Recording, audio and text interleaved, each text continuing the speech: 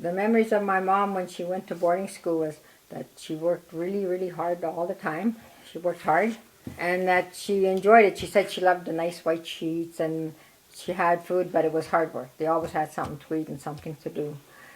But when we were talking to her, which you'll see on this video, I could sense my mom was very lonely and she was trying to cover it up. But because I know my mom, I knew she was lonely because she was taken away from her family at a young age. And she said when they were going, they used to just cry because they had to go to school.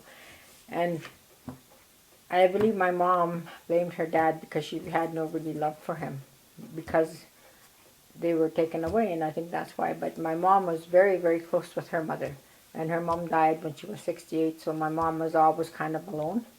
So, but mom had lots of funny ways, and we laughed, I always laughed at her words because she'd always say, "Do you want some no," she said, "Oh, you're so stupid," or "Come and have some sup."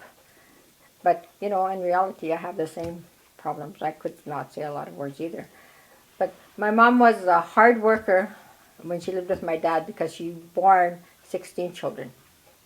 8 of us are living today. And she worked hard all the time. She'd be up early in the morning. She'd be out in her garden. I'd go and look for her. When the sun got up, she'd be out in the garden, hoeing the garden. And then she'd work hard, canning.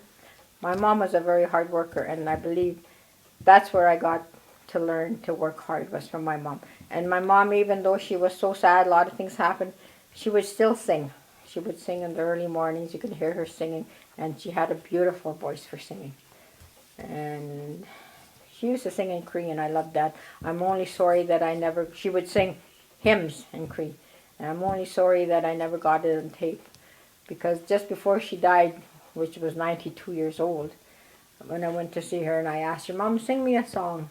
So she was singing, "Oh," she says, I forget the words," she said. But she never forgot my children or their names, because I asked her, I said, "Do you remember my children?" She said she named each one of them, and she named them by name. So it was very nice. My mom is gone. Many times I miss her because I want to tell her something's happened and I want to tell her, but she's not here. And I just believe that she is with the Lord and that she's resting now, which she needed badly because she worked hard all her life. So I'm like my mom in many ways. I even look like my mom. I walk like my mom. I'm bow-legged like my mom. Everything is just my mom. When you see me, you see my mom when she was walking around and happy. So that's my mom. And this is her story, life story. You'll hear about her. And my mom had problems. She was an alcoholic. Not a happy one. And that's how come I knew she was not always happy. Because she had reasons to feel not good about a lot of people that hurt her. And she let it be known. She let it be known in no uncertain terms. She said it. But only when she was drinking. So that's all. My mom was a good woman. She worked hard and she suffered lots. But she was my mom, and I love her and I respect her. And I give her honor for bringing me into this world, because I am today who I am because of my mother. And I just thank God that she was my mother for as long as I had her, 92 years. Although many years we were not talked to each other. There was a big separation. But just before she died, we had that all made up. So God was good to me and good to my mom. Thank you. That's my mom.